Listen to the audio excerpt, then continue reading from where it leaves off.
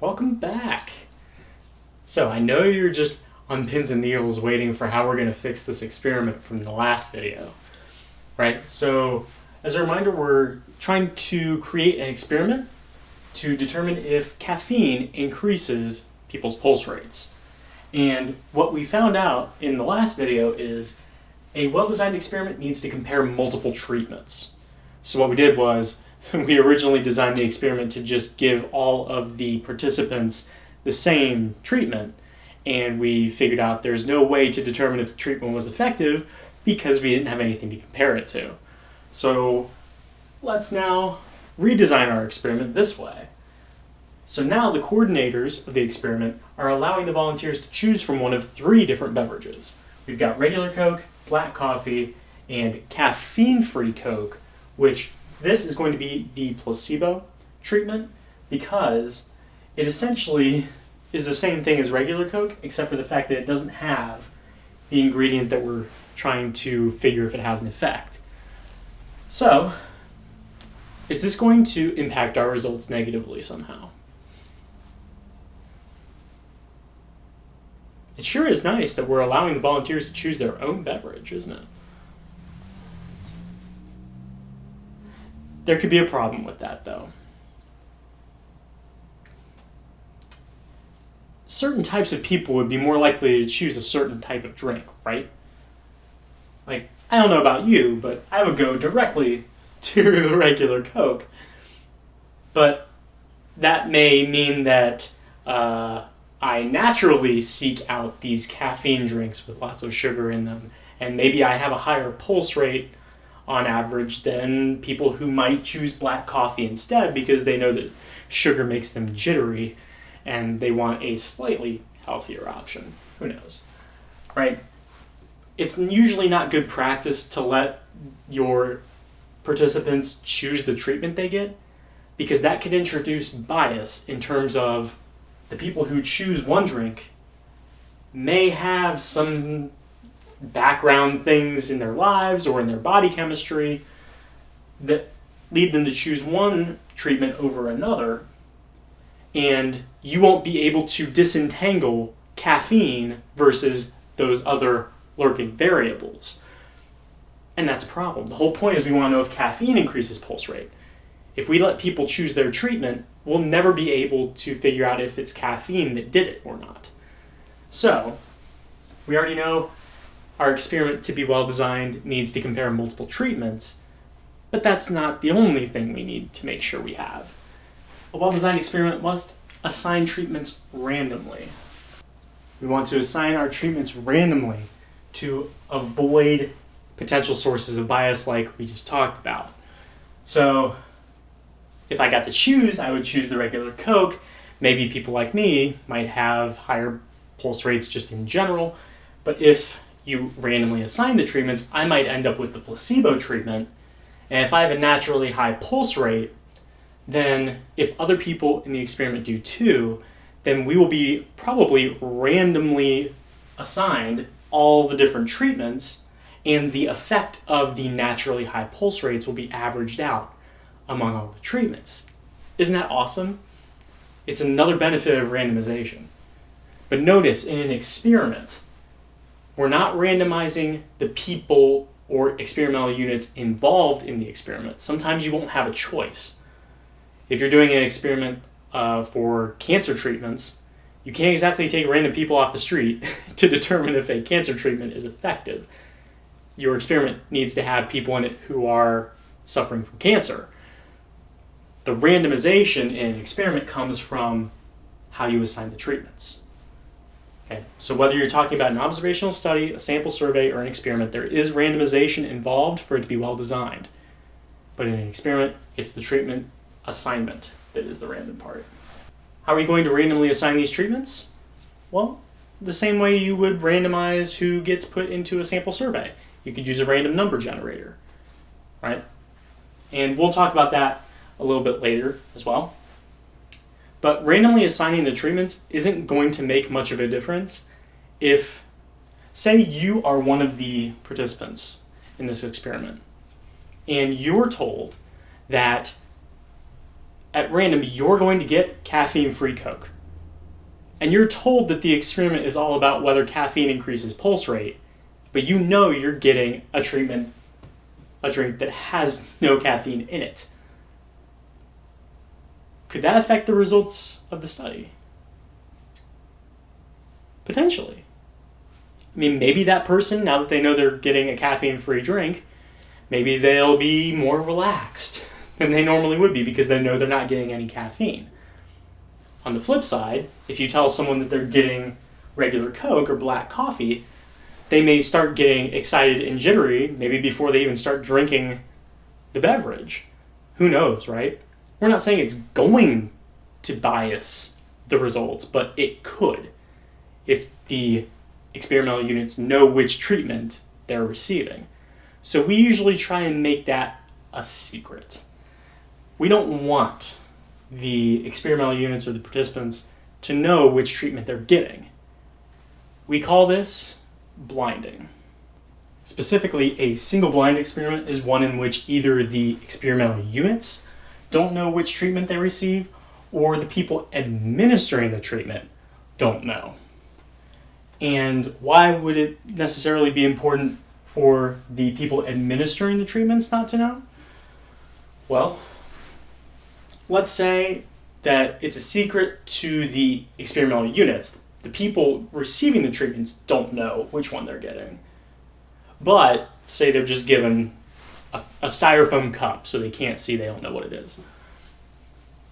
If the people administering it know which is which, they might hold the black coffee differently, or they might give it away. Maybe they have a bad poker face, and they'll be like, now remember, this is about which beverages make people have higher pulse rates. I don't even know necessarily how they could give the game away. But it's not about necessarily saying if they know which treatment is which that they will bias the results, but we are trying to eliminate any possible source of bias. Obviously, we don't want the patient or the subjects to know which is which, but it would be even better if the people giving out the beverages didn't know either. Obviously, someone knows. Someone has made like a spreadsheet, or that they're holding a clipboard in the background going, okay, yeah, that person got the Coke, that person got the coffee, right? Somebody knows. But it would actually be better if neither of these groups knew which treatment was which. And that, instead of being single blind, if neither group knows which is which, that's double blind. When possible, having an experiment be double blind is usually the best. We want as few individuals to know which treatment is which as possible to eliminate as many sources of unintended bias as possible. Now, I'm sure you could think of an experiment where it's not possible to do this. Let's say you're trying to perform an experiment to see how exercise affects weight loss, right? It's done all the time. Chances are the treatments are going to involve different amounts of exercise. I'm pretty sure the participants in that study are going to have to know which treatment they're getting. I don't think it's going to be a mystery to them when they have to do 200 push-ups a day or whatever, right? They're going to have to know it in that case. But if you're doing something like drinks that can be obscured, or an experimental drug versus a placebo that look essentially the same, right? In those kinds of experiments, you can double blind. Others, it's not necessarily possible, but chances are either one group or another, you could blind one of them. Okay, so as we learn what makes a well-designed experiment, we're learning from our mistakes, we're improving things. So here, we're randomly assigning one volunteer to each of our 3 treatments that are over here. Okay? We're randomly assigning the treatments because we're supposed to. Okay? So, it turns out the caffeine-free Coke drinkers' pulse rate increased the most, and the regular Coke drinkers' pulse rate actually decreased. So can we conclude that caffeine reduces pulse rate?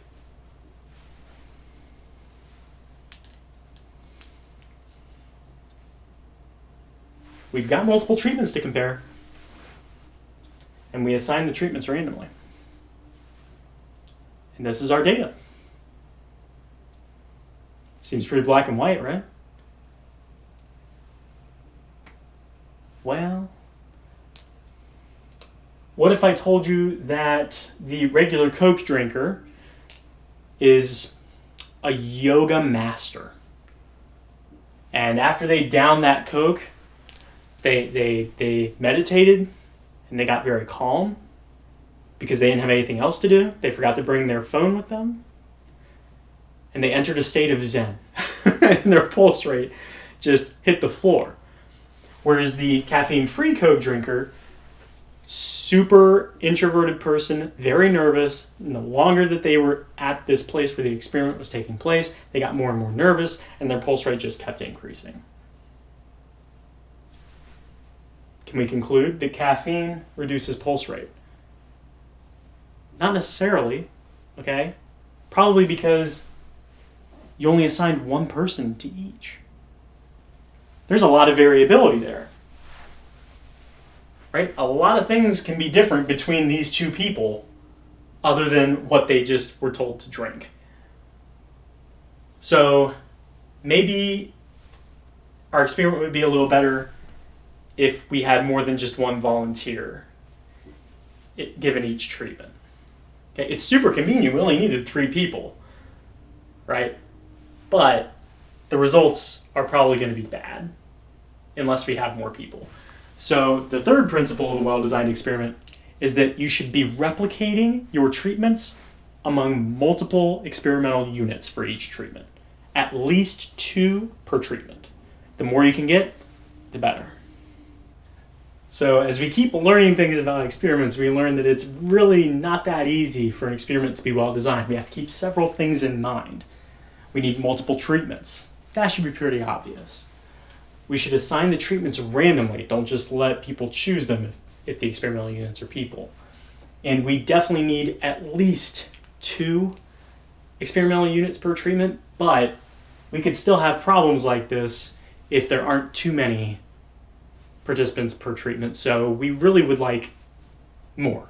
Here, I would say you'd probably want at least maybe 5 people given each treatment. That way, the effects of having a yoga master versus someone who's really nervous, maybe that would average out over several people. All right, so our experiment, we're learning. We've got 3 randomly assigned treatments given to 10 people each. And the experiment is double blind even. We've taken that into account as well. So we've taken into account all 3 of these things.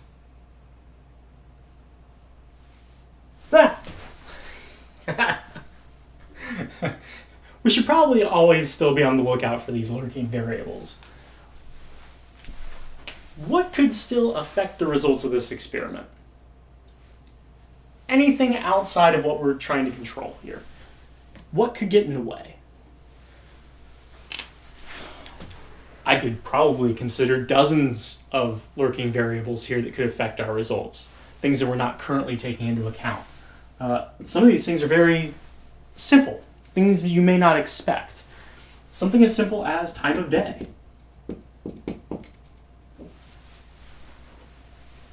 If we conduct this experiment such that some of these individuals are coming in the morning and other people are coming after lunch and other people are coming in the middle of the afternoon, your pulse rate could be different depending on what time of day it is. So how could we account for this lurking variable so it doesn't mess with us? We could have everyone come at the same time.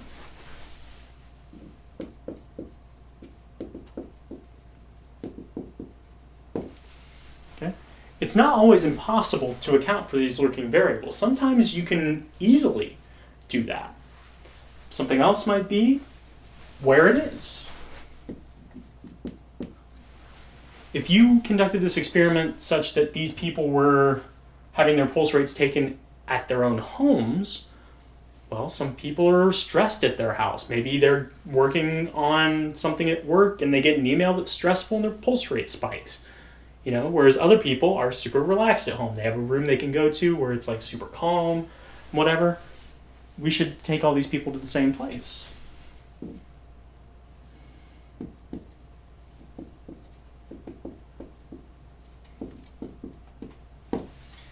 And maybe, kind of like what we talked about earlier, this may not even help. This might actually make things worse for some of the experimental units because maybe some people are more nervous wherever this would be taking place. But we should try to make the conditions as similar as possible for all these people because our goal is to determine if caffeine increases pulse rate. If it's possible through how we conduct the experiment that something else increases pulse rate instead, we should be accounting for that and trying to eliminate the possibility that that is what is causing the increase. So that is what we're trying to do here.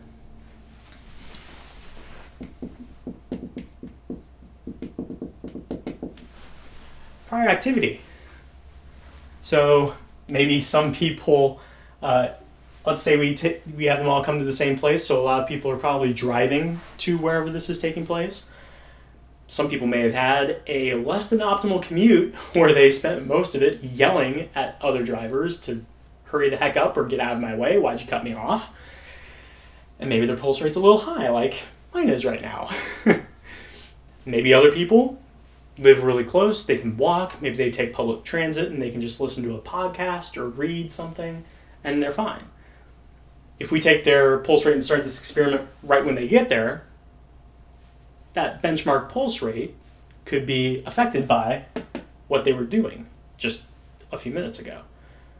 How could we account for that?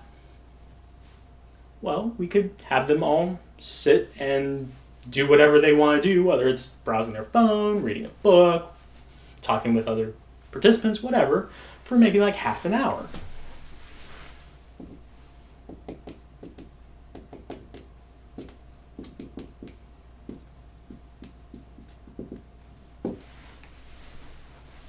Right? Whatever it is they want to do, whatever they find relaxing. You can even tell them, whatever you need to do to relax, you've got the next half hour to do that.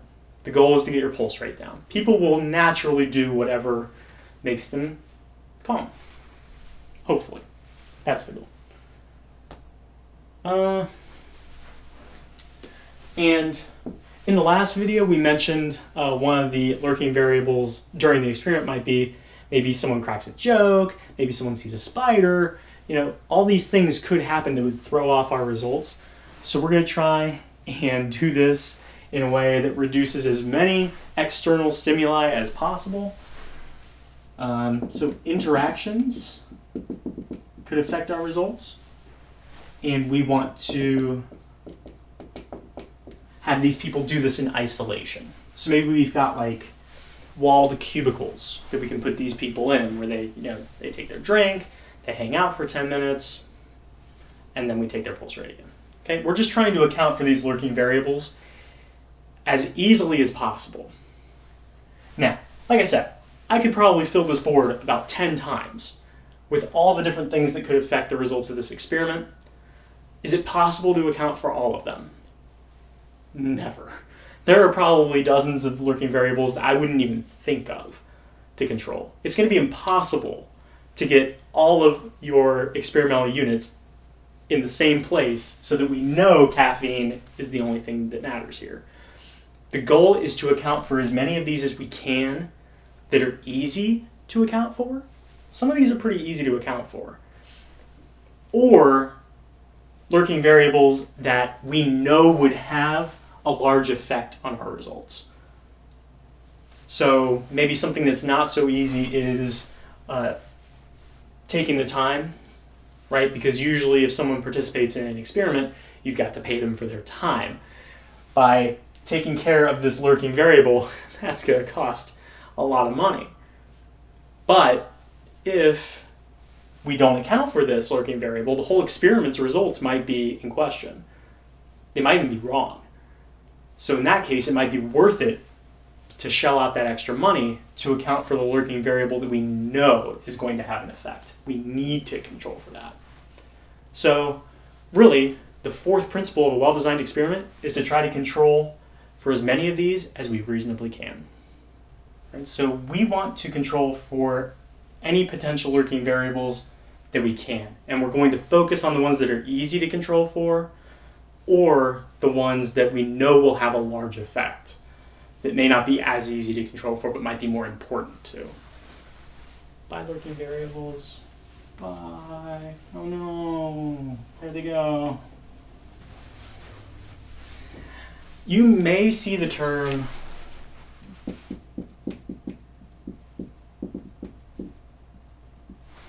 confounding variable.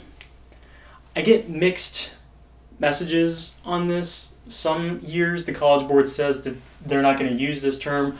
Other years they say they will.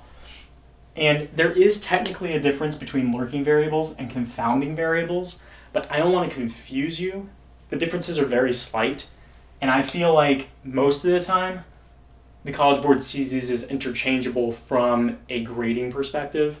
So if you happen to see this term in a prompt somewhere, just think of lurking variables. They're things that are in the background that you're not necessarily accounting for. If you're ever asked to design an experiment based on a prompt, you'll want to make sure that your experiment follows the 4 principles of the well-designed experiment that we've talked about, and we'll review those in the next video. It will also be very important for you to draw a diagram such as this to display how your experiment works. So all the way at the far left there, we have our experimental units. So let's say we had 60 volunteers total.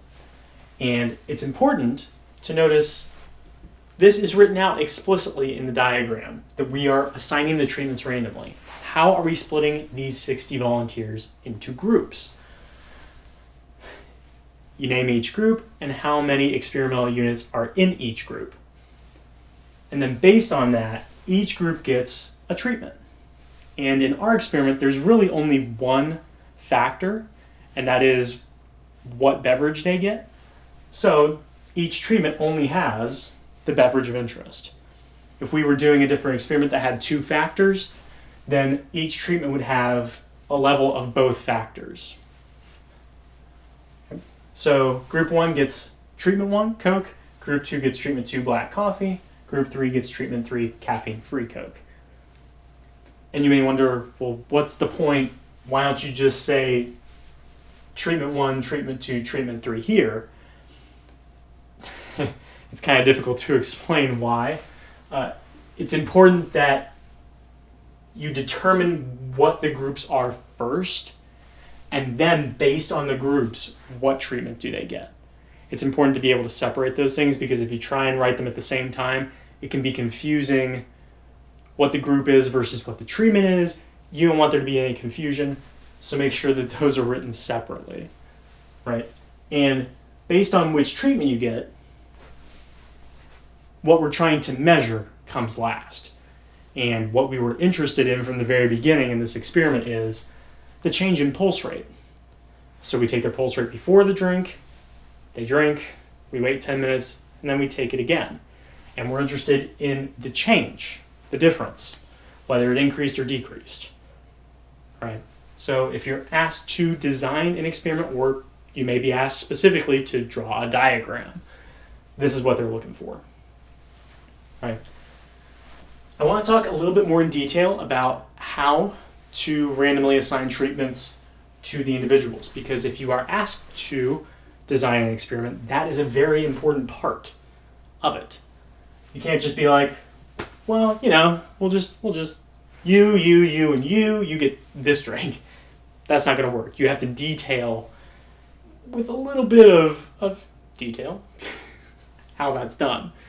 And there are 2 main ways that you could describe how you randomly assign treatments to your individuals. All right, let's talk in detail about how you should describe the random assignment of treatments. And the first method you could use involves a random number generator.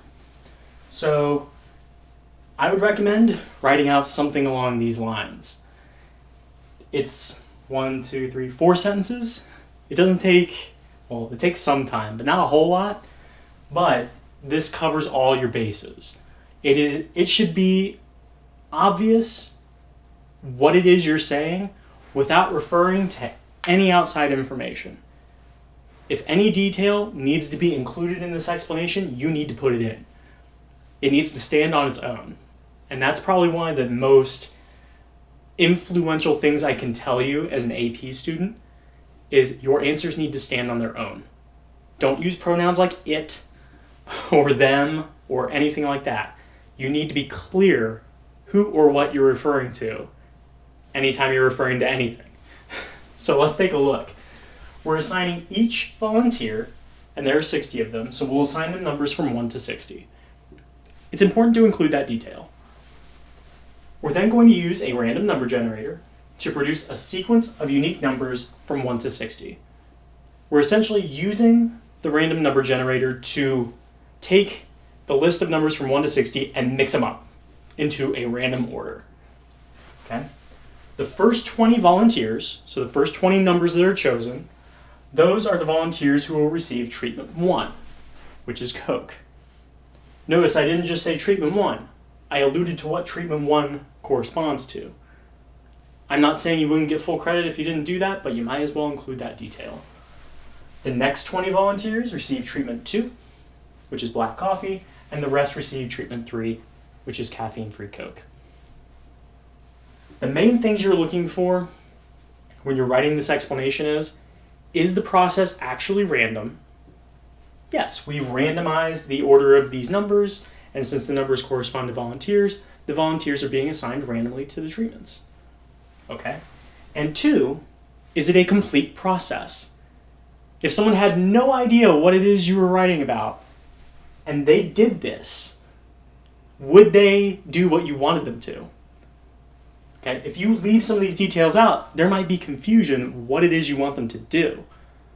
Right? If I left out this first sentence, then the step from here to here, you'd be like, well, where did the volunteers come in? Oh, we assigned each volunteer a number. Yes, okay. All right. This needs to be essentially a story. It needs to have a beginning, middle, and end, and it needs to make sense. And I commonly see students who I know understand how this works. I know they know how to take a random sample or assign treatments randomly, but when they write their response, it's not very good. And I'm not an English teacher, so I don't know exactly how to get students to that point other than to say, make sure you include all the details. Make sure you include all the details. Okay, it doesn't have to be War and Peace. It doesn't have to be hundreds of pages long. But this is about the right length for that. Yeah, it's about the right length. So, this is method 1. There is a second method. If you're asked to design an experiment and you're not told specifically what to use to assign the treatments, I would use this method. It is, in my opinion, easier. You could use a random number table instead. This is a random number table. It's just a whole bunch of digits on a page that have been determined randomly in sequence. It's essentially using a random number generator, but just vomiting a whole bunch of digits at once. You can also use a table like this to randomly assign individuals to your treatments in an experiment. Detailing how you would do that is a little more work than what we did here. So I wouldn't use this method unless you were given a random number table and asked how to use it. Right? If you're not given one, use the random number generator. It's a lot simpler. But if you need to use a table like this is the amount of detail that I would put in there. Okay? Assign each volunteer a number from 1 to 60. That's the same first step that we used here. But from there, we're going to look at the first digit of the table, whatever it is. If that digit is a 1, 2, or 3, the volunteer receives treatment 1, Coke. If the digit's a 4, 5, or 6, they get treatment 2, black coffee. If the digit's a 7, 8, or 9, the volunteer receives treatment 3, which is the caffeine-free Coke. Any zeros will be skipped. Why did I decide to do it that way? Because it needs to be that each volunteer has the same chance of being in any group. Okay? By defining the digits this way, there's a 3 in 10 chance that they get any of the 3 treatments from the original first digit. Obviously, since there are 10 digits, 0 through 9, we can't assign all 10 of those digits equally among 3 treatments. That's why we're skipping the zeros. Okay. If there were 4 treatments, you'd have to find another way to do it. Maybe treatment 1 would be 1 and 2, 3 and 4, 5 and 6, 7 and 8, skip 9 and 0. You could do it that way. Okay. If there were only 2 treatments, you could do 0 through 4 is the first one, 5 through 9 is the second one. Okay. But it's a lot of writing just to get to that point. Okay. That only tells you how to assign 1 volunteer to a treatment. At some point, you're going to continue using 1 digit at a time to assign volunteers to treatments until a treatment has 20 subjects. Right? That's going to happen at some point.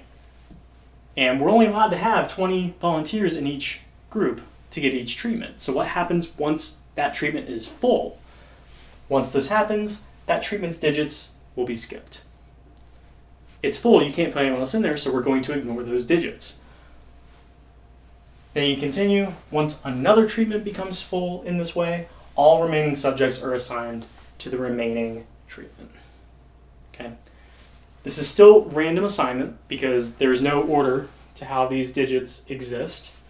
Okay. And again, I would not use this method unless it specifically said you had to use a random number table. I think it's much easier to randomize treatments to individuals this way. Okay. But just like describe this distribution, design an experiment is a very involved process. You've got to think about what it looks like. You've got to think about the 4 principles of a well-designed experiment. You have to know how you're going to randomize your treatments to the individuals. There's a lot going on there. And this video, I don't know how long it is when it's cut down, but I've been going at this for about an hour. So hopefully it gets cut down to a manageable time. But we're going to continue with experiments in the next video. We're going to talk about what if we figured out somehow that age affects how caffeine affects pulse rate. Maybe if you're over 50 years old, it has an increased effect. We haven't accounted for that with this design, but we probably should. In the next video, we'll find out how we can do that. Until then, thanks for sticking around. I appreciate it. We'll see you next time.